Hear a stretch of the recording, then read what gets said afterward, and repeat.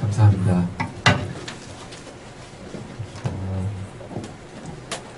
우리 가운데 누군가는 고난을 지금도 가질 수 있겠다라는 생각을 우리 부모님 간증을 통해서 듣게 되었습니다. 우리 옆 사람 한번 손을 한번 잡아볼까요? 힘내, 내가 있잖아. 같이 인사하겠습니다. 네.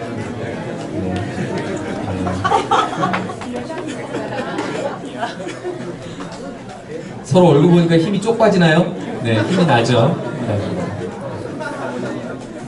우리 한 번 더 인사하겠습니다. 우리 앞뒤좌우로 한번 바라볼까요? 바라보면서 우리 축복합니다. 같이 사랑합니다. 우리 사랑의 인사 같이 나눠보겠습니다. 네.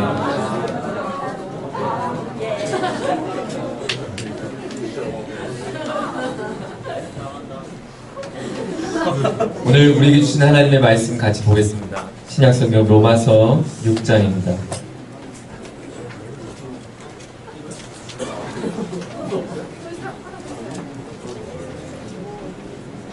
로마서 6장 1절부터 14절까지 말씀인데요.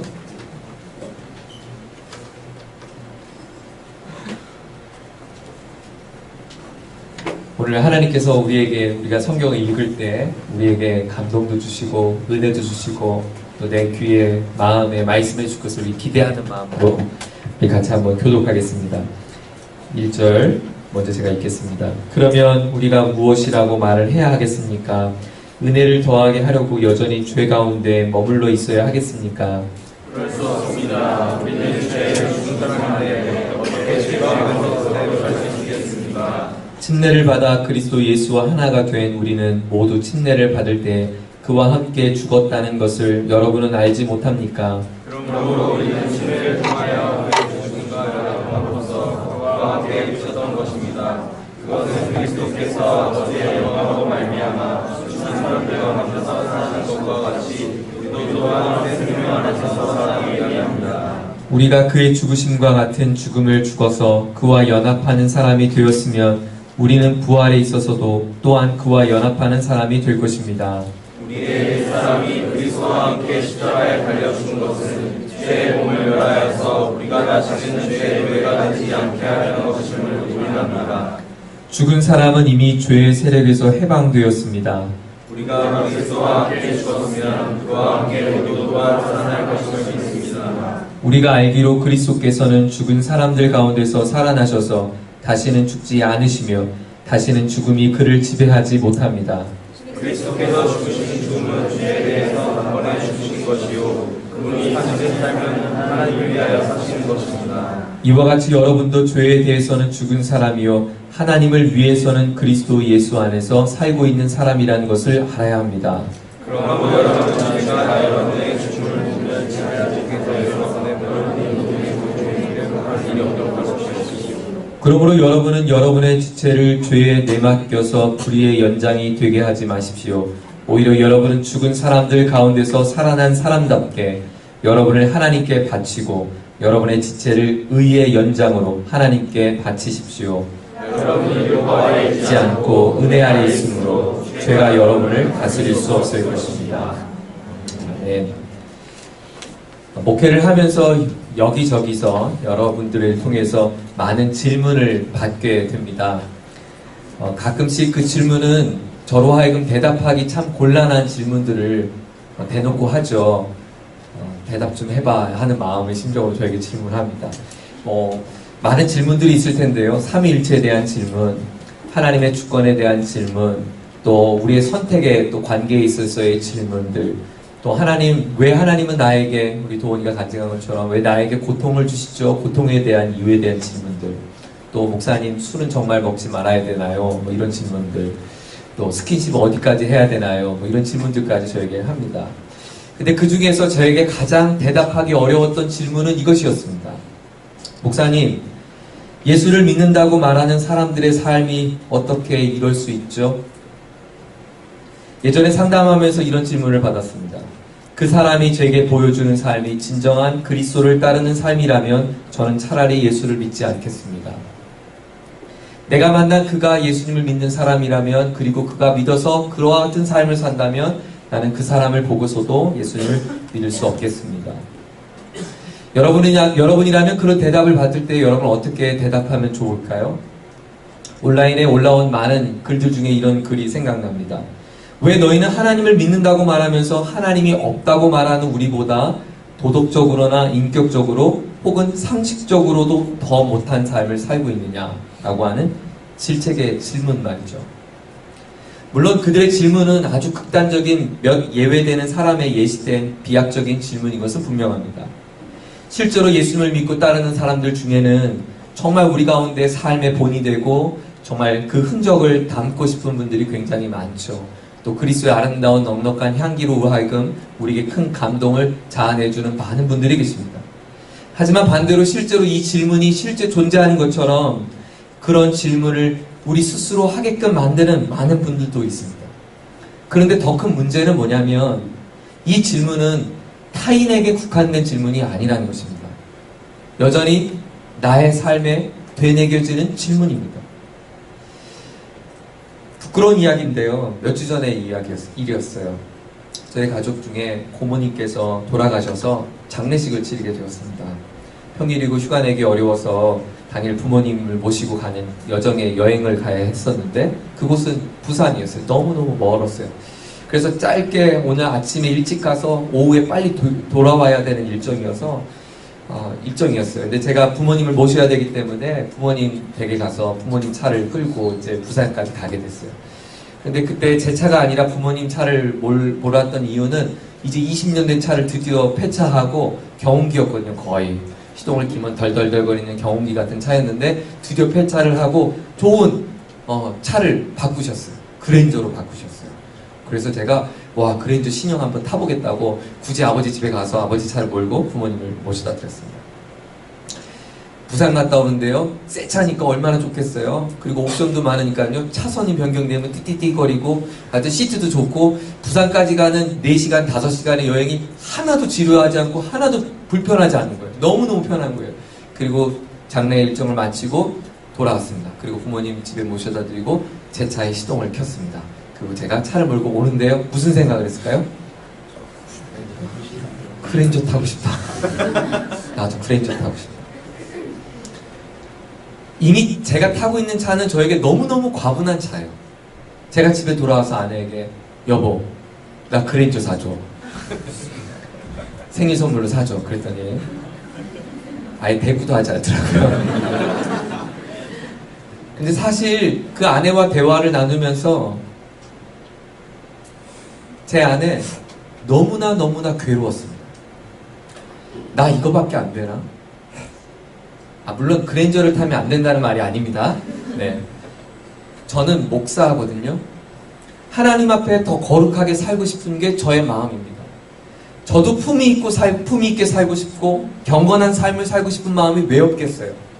저도 왜 제 안에 하나님 앞에 저도 겸손하고 또 허례허식이 아니라 허영이 아니라 하나님 앞에 순전한 마음 갖고 싶은 마음이 왜 없겠어요? 그런데 제 안에 저의 허망한 허영과 허세로 가득한 모습을 보고 있자니 너무너무 실망스러운 거예요.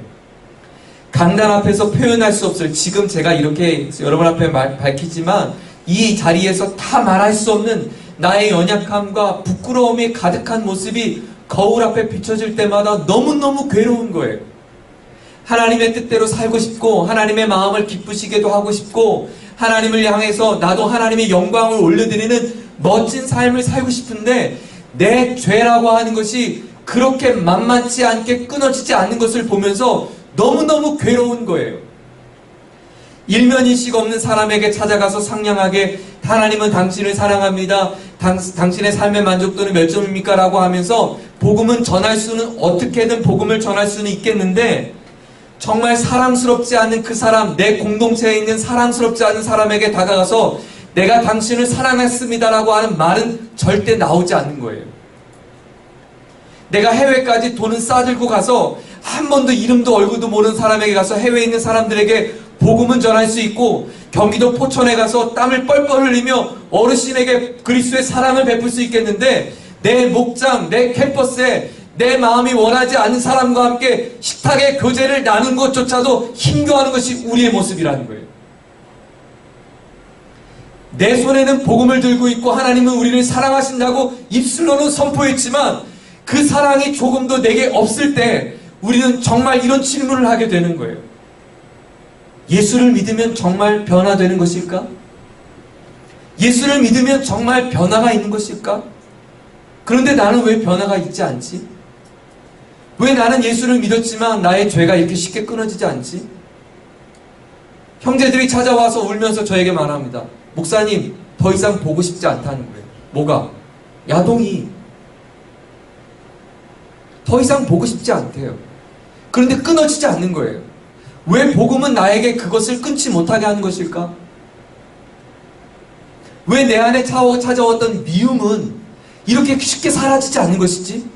나는 회개도 했고 나는 하나님께 절망도 했고 이것에 대해 고통스러운 마음이 있는데 왜 해결되지 않을까?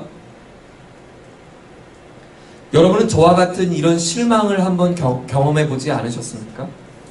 하나님께 더 나은 삶을 살고 싶은데 예수를 믿어서 변화된 삶을 살고 싶은데 그렇지 않은 것, 내 모습을 보고 여러분은 실망을 겪어보지는 않으셨습니까? 그리고 이런 질문을 해보지 않으셨습니까? 정말 복음은 능력이 있는 것인가? 복음은 과연 나를 바꿀 수 있을까? 초보 운전이라고 차 뒤에다가 글귀를 붙여놨습니다. 그런데 초보 운전이라고 붙인 그 차가 기가 막히게 운전을 합니다. 그러면 그 뒤에 따라오는 운전자는 분명 이런 생각을 하겠죠. 그 자리에는 분명히 초보가 운전하고 있지 않을 거야. 마찬가지로 내 등에, 내 마음에, 내 앞에 십자가를 걸고 나는 그리스도인이라고 하는 명패를 달고 살아갑니다. 그런데 그 뒤에서 뒷모습은 전혀 그리스도인답게 살고 있지 않을 때 그 누군가가 내 뒤에 있는 그리스도인이라고 하는 이름을 보면 이런 생각 갖고 있지 않을까요? 그의 인생의 운전자는 하나님이 분명히 아닐 거야. 그것이 타인의 이야기든 나의 번민과 나의 고민의 이야기든 중요한 것은 우리는 이 문제를 그냥 넘어갈 수는 없겠다는 것입니다. 예수를 믿으면 정말 변화가 있긴 할까요?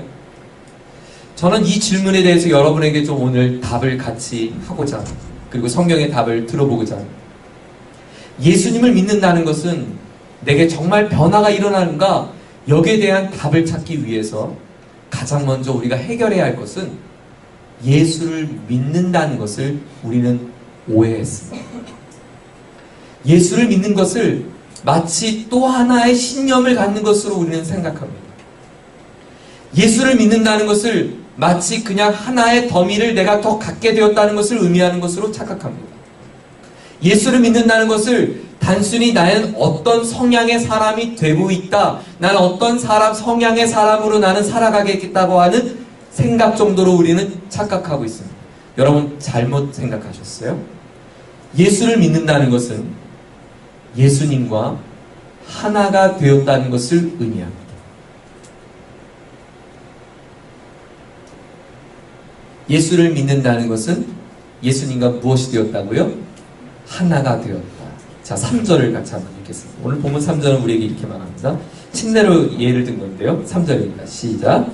침례를 받아 그리스도 예수와 하나가 된 우리는 자, 하나가 되었다. 밑줄을 쳐보세요. 예수님과 하나가 된 우리는 모두 침례를 받을 때 그와 함께 죽었다는 것을 여러분 알지 못합니까? 여러분, 예수를 믿는 건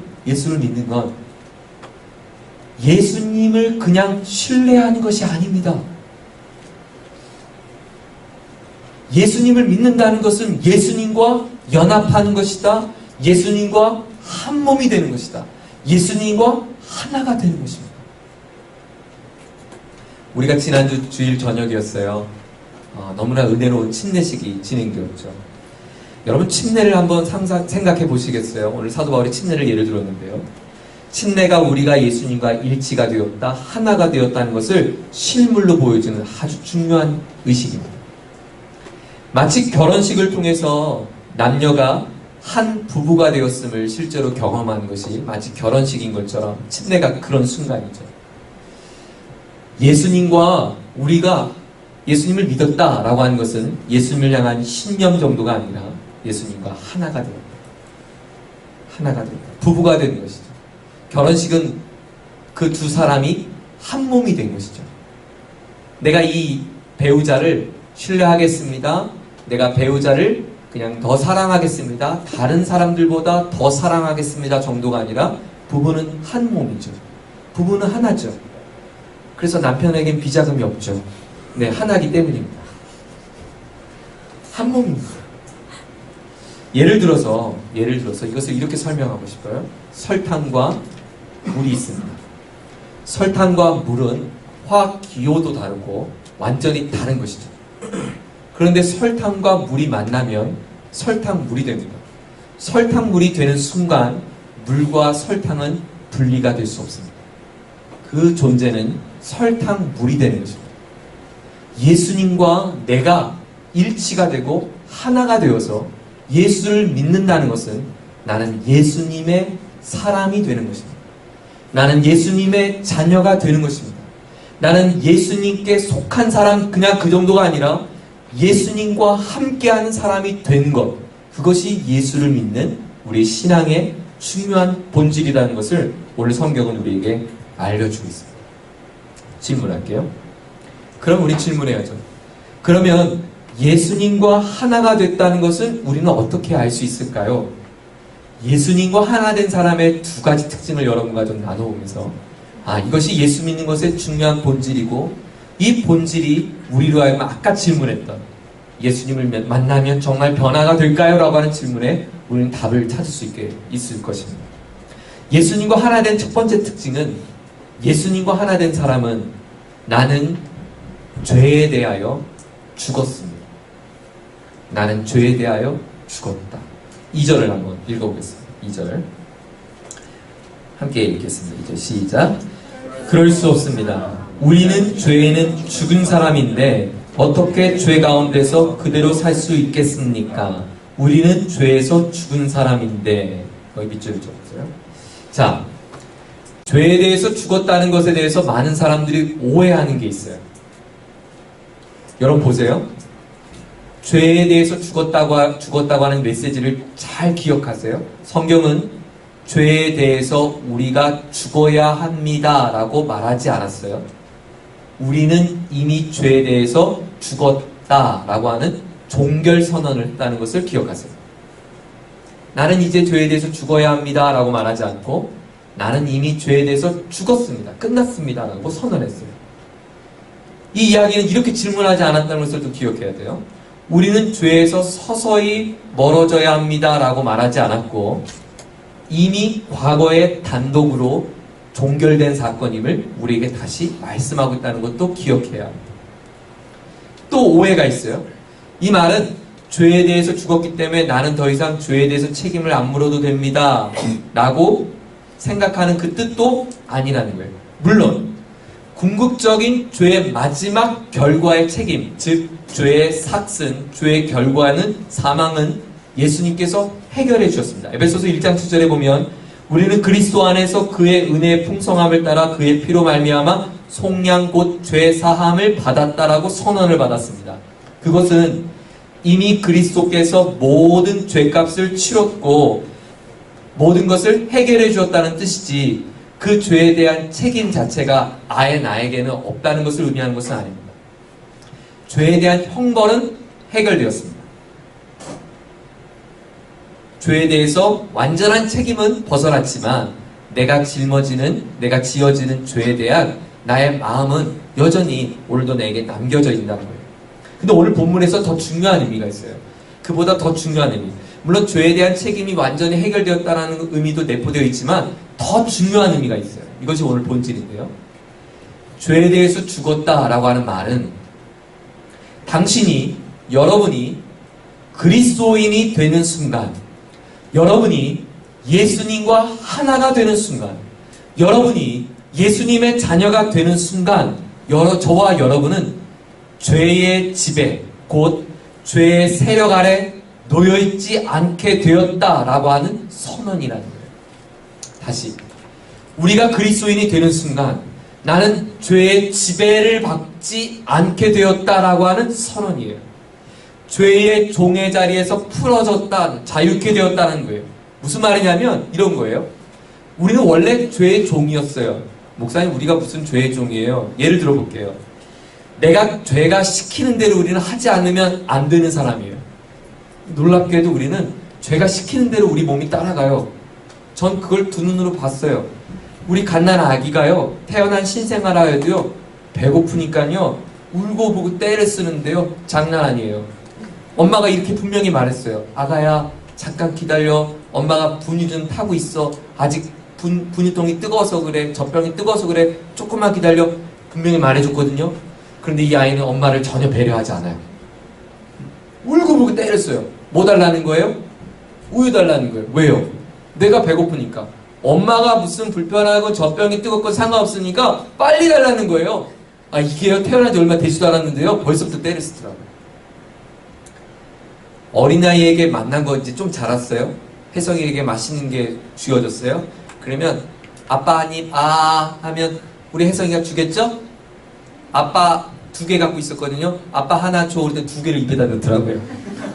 심각한 죄인이죠. 근데 지가 기분이 좋으면 또 줘요. 그래, 기분이 나쁘면 주지 않아요. 이 신생아, 이 어린 아이가 자라면서 이와 같이 떼를 쓰고 욕심을 부리는 죄성은 어떻게 생긴 걸까요? 아빠로부터 학습됐나요? 아빠를 보니까 때를 써야지. 아빠가 욕심 많으니까 나도 아빠한테 치지 말아야지. 이랬을까요? 아니에요. 인간은 태어나면서부터 죄성을 갖고 태어났고 죄가 우리를 지배합니다. 그래서 우리는 가만히 있으면 죄가 좋고 죄에 끌려가는 것이 우리의 모습입니다. 그래서 죄의 본성이 시키는 대로 내 의지를 꺾지 않으면 이 죄는 우리는 끌려가게 되어 있습니다. 마치 자석처럼 말이죠. 그런데 복음은 뭐냐면 우리가 예수님과 하나가 되면 이제 그 죄의 권세로부터 죄의 세력으로부터 우리가 자유케 되었다. 우리가 노임을 받게 되었다고 선언을 합니다. 그래서 6절은 이렇게 설명을 했어요. 6절을 한번 읽어보겠습니다. 6절 시작. 우리의 옛 사람이 그리스도와 함께 십자가에 달려 죽은 것은 죄의 몸을 멸하여서 우리가 다시는 죄의 뭐가 되지 않게 하려고? 노예가 되지 않게 하는 것을 우리는 압니다. 더 이상 죄의 노예가 되지 않도록 하나님께서 허락하셨다는 거예요. 왜? 내가 예수님과 일치가 돼서 하나가 되어서 내 안에 누가 계시니까? 나는 누구와 함께 하나가 되었으니까? 예수님과 함께 하니까 예수님의 새로운 능력이 나를 다스려서 죄가 감히 나를 침범할 수 없기 때문입니다. 제가 이것을 쉽게 설명할게요. 일제시대 때 일본이 우리나라를 완전히 장악했습니다. 그래서 수십 년 동안 우리나라를 일본이 다스렸죠. 하지만 독립투사들의 목숨 건 투쟁과 노력으로 우리의 민족의 선배들이 임시정부를 수립하고 드디어 독립을 이루게 되었습니다. 그래서 일본 세력이 물러나고 완전한 자유를 얻게 됐습니다. 대한민국 정부가 수립되었습니다. 빼앗긴 언어와 국력을 다시 회복한 것입니다. 다시 되찾은 것입니다. 하지만 일본의 잔 세력들이 우리나라의 곳곳에 숨어 있습니다. 그리고 일본 세력들은 우리나라를 다시 빼앗으려고 국민들을 혼란시키고 또 국민들을 어지럽게 한다고 상상을 해보세요. 여러분, 설령 일본의 잔 세력들이 아직 해방된 직후에 많은 사람들에게 마음을 동요를 시킨들 대한민국의 국가가 다시 일본으로 바뀔 수 있을까요? 이미 끝난 거예요. 전쟁은 종결됐어요. 전쟁은 끝났어요. 그런데 이 전쟁이 끝난 이 나라 안에 수많은 내전이 있는 거예요. 수많은 전투가 있는 거예요. 마음을 국민을 혼란시키고 국민들로 하여금 중요한 것을 잃어버리게 하고 대한민국의 주권의 정체성을 빼앗기게 하는 많은 세력들이 곳곳의 사회 가운데 포진되어 있다고 생각해 보세요. 하나님이 우리 인생에 죄에 대한 전쟁을 종결시켰어요. 그래서 저와 여러분은 이미 전쟁이 끝났어요. 그런데 죄의 잔 세력들이 우리의 인생 가운데 여전히 저변에 깔려 있어요. 그 죄는 우리를 여전히 유혹하고 우리를 공격도 해요. 때로는 우리로 하여금 위협도 줘요. 마치 일본 순사가 독립한 조선 사람에게 가서 위협을 가할 때 조선 사람이 분명히 해방을 했지만 일본 순사를 보고 잠깐 마음이 위축되는 것처럼 우리는 이미 예수로 인해서 해방을 맞았는데 죄가 우리의 마음을 공격하는 거예요. 야한 것으로 공격하고 음란한 것으로 공격하고 거짓으로 공격하고 또 마음을 상하게 하는 것으로 공격하고 미움으로 공격하는 거예요. 그래서 그 공격이 우리에게 치명타가 되죠. 두렵기도 하고 때로는 그 공격에 넘어지기도 하는 거예요. 그런데 예수님과 하나 된 저와 여러분은 이미 인생의 전쟁에서 끝났기 때문에 우리는 완전히 승리했기 때문에 사실상 두려워할 것은 우리가 죄를 두려워할 것이 아니라 죄가 우리를 두려워하는 존재가 되었다는 거예요. 여러분, 이 인식을 우리가 갖지 않고 사니까 여전히 해방을 맞았음에도 불구하고 일본 사람 보면 가슴이 뛰는 거예요. 여전히 일본 사람이 지나가면 갑자기 내가 숨는 거예요. 아니에요. 숨을 필요가 없어요. 죄에 대해서 두려워할 필요도 없어요. 죄는 우리를 잠시 유혹을 할 수 있을지 모르지만 그 죄가 여러분을 완전히 무너지지 못하게 한다는 것을 우리는 기억해야 돼요. 죄는 우리를 더 이상 그 죄가 우리를 실패하게 하거나 우리를 억누르게 하거나 우리를 굴복시킬 수 없고 그 죄는 저와 여러분을 어떤 것도 명령할 수 없습니다. 일제시대 때는 일본 사람이 우리를 명령했어요. 너는 일본만 하라. 너는 일본 이름을 써라. 우리에게 명령했지만 해방이 된 다음부터 어떤 일본의 고위관직도 우리에게 명령할 수 없어요. 그 사실을 기억하세요. 여러분, 예수님 안에 속해 있으면 어떤 죄악도 더 이상 우리에게 명령할 수 없어요. 너는 죄인이라고 명령할 수 없고 너는 똑같이 죄를 반복할 수 있다고 명령할 수 없어요. 여러분은 얼마든지 죄에서 자유할 수 있는 자임을 여러분 믿으시기 바랍니다. 이미 죄는 그 힘을 상실했습니다. 이미 죄는 나를 복종케 할 수 있는 능력을 잃어버렸습니다. 여러분, 나는 죄에서 죽었다고 하는 선언을 여러분 확실히 여러분 마음속에 새길 수 있기를 주의 이름으로 축원합니다. 그것이 침례에서 물에 잠겨가는 우리의 세레모니죠. 두 번째, 예수님과 하나 된 것은 무엇을 의미할까요? 그것은 나는 예수님과 함께 다시 살아났음을 우리는 의미합니다. 예수님과 함께 다시 살았다. 여러분, 예수님은 십자가에서 죽으심으로써 우리의 죄를 이렇게 승리하게 하는 것으로 그의 사역이 끝나지 않았습니다. 예수님은 죽어서 묻히셨지만 영광의 하나님께서 그분을 부활시키셨습니다. 예수님은 다시 사신 것입니다. 다시 부활하신 것입니다. 예수님은 이 부활은 우리와의 밀접한 이제 관계를 맺게 됐어요. 왜? 우리는 이제 설탕물이 돼서 예수님의 사람이 돼서 그 부활이 나의 부활이 된 거예요. 나는 예수님과 하나가 되었기에 예수님의 부활이 나의 부활로 될 수 있는 거예요. 예수님이 부활하셨기 때문에 나도 부활할 수 있는 거예요. 예수님께서 새 생명을 가지셨기에 나도 영원한 새로운 생명을 소유하게 된 거예요. 그래서 5절은 이렇게 설명합니다. 5절 함께 읽겠습니다. 시작. 우리가 그의 죽으심과 같은 죽음을 죽어서 그와 연합한 사람이 되었으면 우리는 부활에 있어서도 또한 그와 연합한 사람이 될 것입니다. 침례를 통해서 보여주는 복음의 증거가 바로 이것입니다. 내가 예수님과 함께 연합되어 죽었을 뿐만 아니라 나는 예수님과 하나가 되어서 다시 부활하여 생명을 얻었다. 이 무슨 말이냐면 예수님의 생명을 얻었다. 이 말은 예수 그리스도와 함께 다시 살았다. 다른 말로 하면 부활의 예수님의 종이 되었다.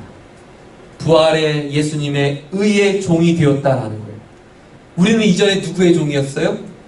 죄의 종이었지만 아까 어린아기가 전혀 의식하지 않아도 의지를 행하지 않아도 인식하지 않아도 자연스럽게 죄의 종된 인간이 죄를 범하는 것처럼 우리는 이제 우리가 인식하지 않아도 우리가 노력하지 않아도 예수님의 의의 종으로 살 수 있는 권한이 우리에게 주어졌다는 거예요. 부활하신 예수님의 지배 아래 놓이게 되었다는 거예요. 여러분, 예수님의 지배 아래 놓이게 되면 어떤 일이 벌어졌을까요? 어떻게 달라졌을까요? 여러분, 우리로 하여금 예수님이 걸으셨던 그 길, 예수님이 기뻐하셨던 그 길, 예수님이 사셨던 삶을 우리도 갈망하게 되었어요. 우리도 그와 같이 살고 싶은 마음이 생겼어요. 우리도 그분과 함께 살고 싶은 거예요.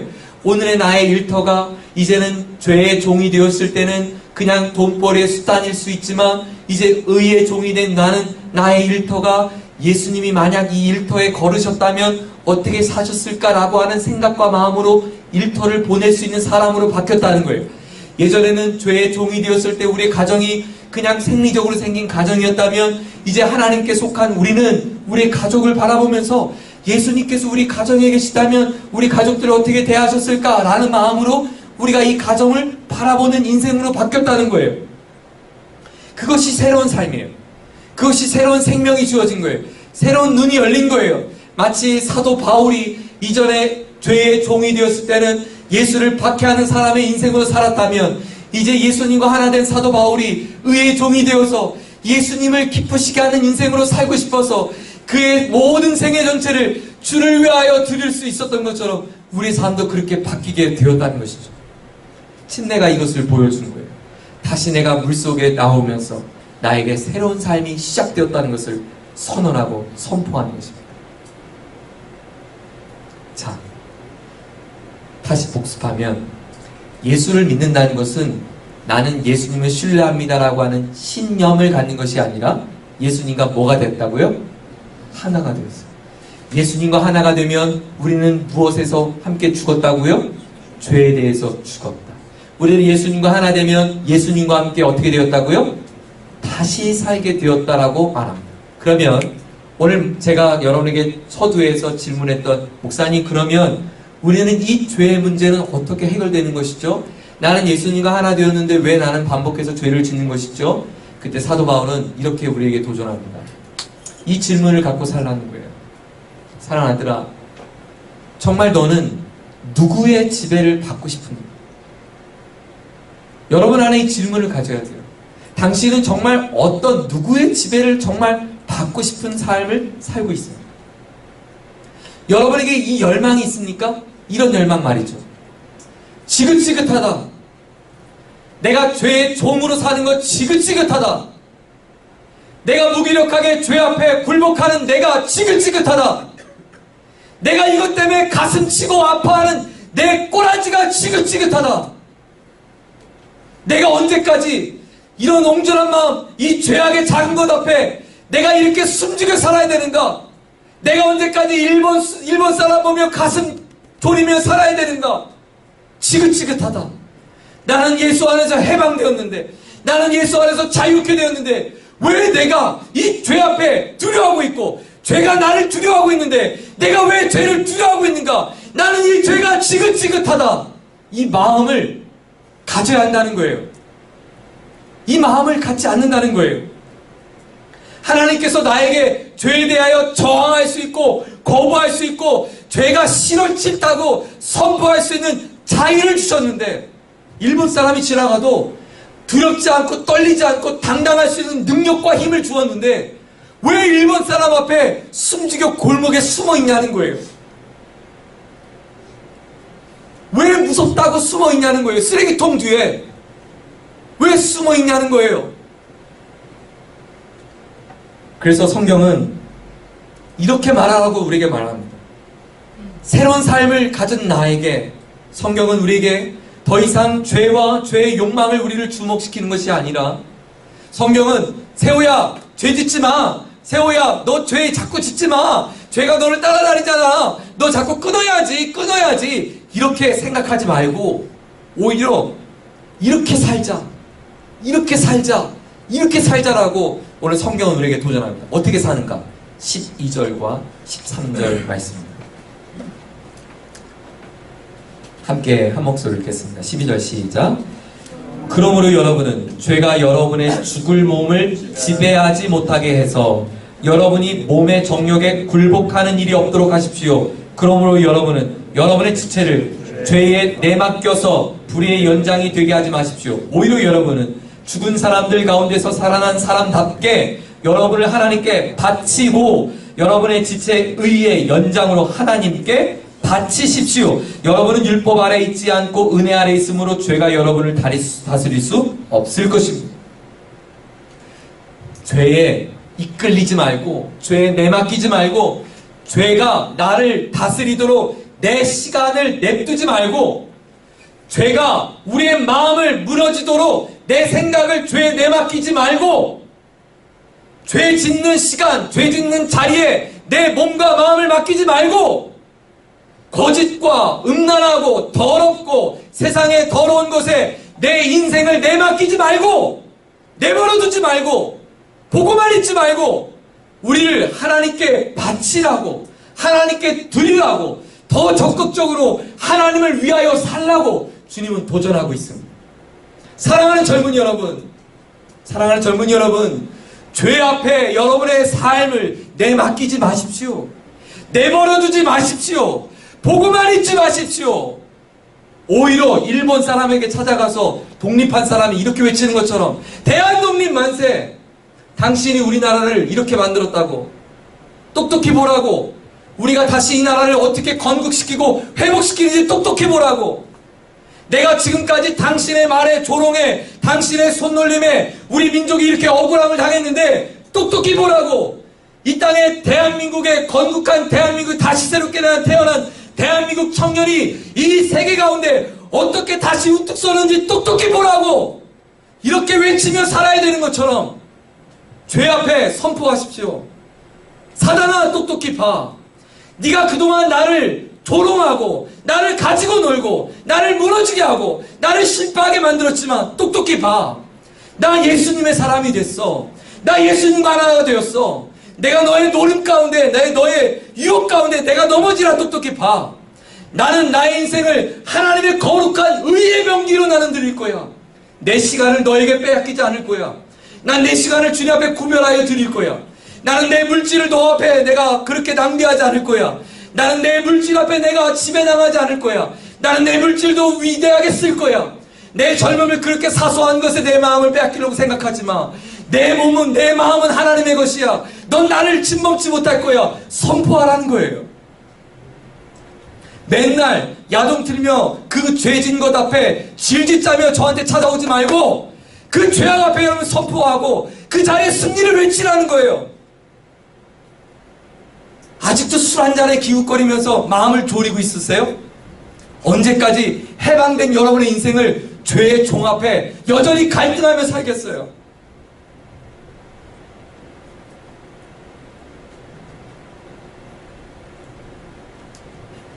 나의 달란트를 하나님이 주셨어요. 나의 시간을 하나님이 주셨어요. 나의 물질을 하나님이 주셨어요. 나의 모든 것을 하나님께 주셨어요. 사도 바울은 우리에게 말합니다. 우리가 예수님과 하나가 되었으므로 이제는 그 모든 것을 주를 위하여 아낌없이 드릴 때 우리 인생의 죄가 아니라 하나님의 영광스러운 아름다운 그리스도인의 삶을 살 수 있다고 선포합니다. 14절 다시 한번 읽겠습니다. 14절 시작. 여러분은 율법 아래 있지 않고 은혜 아래 있으므로 죄가 여러분을 다스릴 수 없을 것입니다. 네, 우린 이미 은혜의 지배 아래 놓여져 있습니다. 죄는 나를 두려워하지 내가 죄를 두려워할 대상이 아닙니다. 사랑하는 연인이 있습니다. 몇 년간 애원하고 너무나 좋아해서 그녀가 나의 연인이 되었습니다. 그럼 이제 나의 연인이 되었으니까 내가 함부로 해야겠죠? 그 사람과 결혼을 했어요. 결혼했으니까 이제 다 끝났죠? 그러니까 나는 이제 내 마음대로 해도 되겠죠? 아니에요. 사랑하는 사람을 만났으니까, 사랑하는 연인이 나의 애인과 나의 아내가 되었으니까 내가 오히려 더 다른 사람의 눈길을 두어서는 안 돼요. 더 잘해야겠죠. 더 그 사랑이 고귀하도록, 그 사랑이 아름답도록 그 사랑을 지켜야겠죠. 그 고백이 진실한 고백이 되도록 우리는 부단히 애를 써야겠죠. 사랑하는 여러분, 우리가 그리스도와 함께 이 사랑의 고백을 하게 됐어요. 그래서 우린 부부가 되었어요. 부부가 되었으니까 이제 마음대로 살아도 될까요? 아니요. 우리의 신랑 되신 그리스도 앞에 우리가 더 아름다운 사랑을 지켜갈 수 있도록 우리가 그 사랑을 지켜가며 살아가는 것이죠. 성경은 그것을 거룩함이라고 정의했어요. 19절을 한번 읽어볼게요. 6장 19절입니다. 6장 19절 시작. 여러분의 이해력이 미약함으로 내가 사람의 방식으로 말하겠습니다. 여러분이 전에는 자기 지체를 더러움의 불법의 종으로 내맡겨서 불법에 빠져 있었지만 이제는 여러분의 지체를 의의 종으로 바쳐서 거룩함에 이르도록 하십시오. 그것이 구별하는 거예요. 거룩함은 어떤 다른 신비로운 게 아니에요. 결혼한 부부가 다른 모든 사람들과 구별하여서 내 배우자를 특별히 사랑하고 내 배우자를 특별히 아끼고 이 배우자와 함께했던 이 사랑의 고백을 지키기 위해서 부단히 일평생 수고하고 노력하며 살아가는 모든 삶의 이야기를 구별했다라고 표현할 때 그 구별함이 바로 거룩함이에요. 저도요, 제 아내와의 사랑을 지키려고 다시 이 결혼반지 옛날에 팔았거든요. 근데 그거 다시 은반지로 다시 맞췄어요. 저도 제 아내의 사랑의 마음을 잊지 않으려고 제 핸드폰 딱 키면 아내 얼굴이 딱 나와요. 우리 여기에 전지현이 나오는 게 아니고 제 아내가 나온다는 거죠. 여러분, 여러분의 마음을 터치했을 때, 누군가 여러분의 마음을 터치했을 때 우리에게 가장 먼저 보여줘야 할 얼굴은 누구여야 될까요? 마치 목사님 핸드폰에 터치했을 때 제일 먼저 제 아내 얼굴이 나오는 것처럼 우리의 마음을 누군가가 터치했을 때 내 마음에 예수님을 향한 마음의 갈망, 아, 그렇게 살고 싶다, 내가 그분을 위해 살고 싶다, 내가 그렇게 한번 내 인생을 드리고 싶다라고 하는 열망의 모습으로 살아가는 것, 성경 그것을 거룩함에 이르는 우리의 모습이라고 말씀합니다. 저는 여러분에게 또 이렇게 도전하고 싶어요. 죄 짓는 것에 인해서 우리는 죄를 짓지 않기 위해서 애쓰고 노력해야겠지만 더 중요한 게 있어요. 더 중요한 것은 거룩함에 이르도록 우리의 삶을 드리십시오. 그분께 드리십시오. 여러분, 국내 전도가 있고 해외 선교가 있는 동안 무슨 죄를 졌겠어요, 우리가? 해외 선교하면서 무슨 죄를 졌겠어요? 국내 전도가 있는 동안 죄질 틈이 없잖아요. 여러분, 우리 인생이 평생에 그렇게 살면 얼마나 좋을까요? 그 마음으로 우리가 학교 생활을 한다면, 가정에 산다면, 오늘을 산다면 얼마나 자유로울 수 있을까요? 날마다 주님 앞에 예배를 드릴 때 우리가 죄를 얼마나 짓겠어요? 우리가 그런 마음으로 거룩함이 이르도록 살아가는 거예요. 전 여러분 가운데 이런 마음이 있었으면 좋겠어요. 하나님, 이제 지긋지긋합니다. 제가 이 죄 앞에 갈등하는 것도 지긋지긋합니다. 하나님, 이제 정말 하나님에게 온전히 드려지는 거룩함을 축복할 수 있는 하나님, 그런 청년으로 살고 싶습니다. 하나님, 저의 인생을 그렇게 드립니다. 설탕물이 된 것처럼, 설탕과 물이 분리되지 않고 하나가 된 것처럼 나는 이제 예수님의 사람입니다. 나와 예수님은 따로 있고 집에 있는 나와 교회에 있는 내가 따로 있는 것이 아니라 나는 예수님의 사람이 되었습니다. 나는 이제 예수님과 함께 오늘을 다시 삽니다. 하나님, 오늘을 아름답게 살아갈 수 있는 우리 모두가 되게 해 주옵소서. 이렇게 기도할 수 있는 좋아요들이 주 이름으로 축원합니다.